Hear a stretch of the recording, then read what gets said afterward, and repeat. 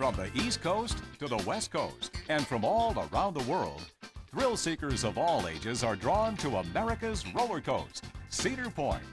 Known for its astonishing array of exhilarating rides and world-class roller coasters, Cedar Point is a coaster lover's paradise. To truly appreciate these engineering marvels that populate Cedar Point today, let's take a trip back in time.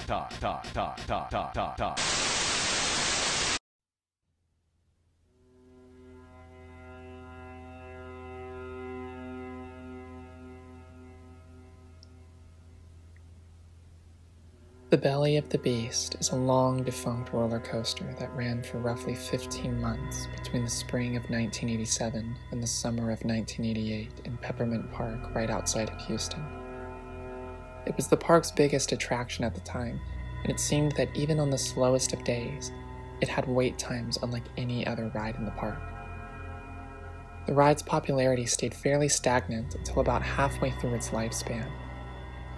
The coaster took its passengers through 3 very brief tunnels throughout its 4-minute runtime, and in January of 1988, an increasing amount of passengers began reporting going through the tunnels and being stuck in the dark for what felt like minutes or even hours at a time before emerging once again. Others would report hearing crying and screaming in the dark, and a few passengers even came off the ride with slash wounds and abrasions on their bodies. This trend continued over the next few months until the ride began to garner a very bad reputation for its hellish nature, and it slowly dwindled in its profile. But on June 20th, 1988, the final day of the coaster's functionality, 11-year-old Wyatt Morrison boarded the Belly of the Beast with his father by his side. The ride began as it normally did, but when it came out of the second tunnel, Wyatt was completely unconscious, blood pouring out of either of his nostrils. As soon as the coaster had stopped, the ride was closed, an ambulance was called, and Wyatt Morrison was rushed to the nearest hospital, where he would be pronounced dead only 2 hours later.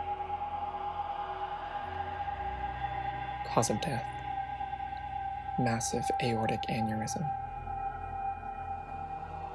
The already growing suspicions surrounding the nature of the roller coaster became widespread hysteria in the community, and the coaster was permanently shut down and set to be demolished later that year. And then the rest of the park remained open. Families just slowly quit coming altogether. And Peppermint Park closed its gates for the final time in 1989.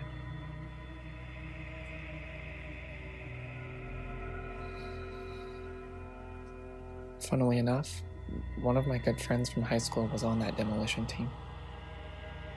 Out of morbid curiosity, he and a few of his coworkers set up a camera on the front of the coaster and let it run on the tracks one last time, just to see if all the claims that previous riders of the coaster had made were true.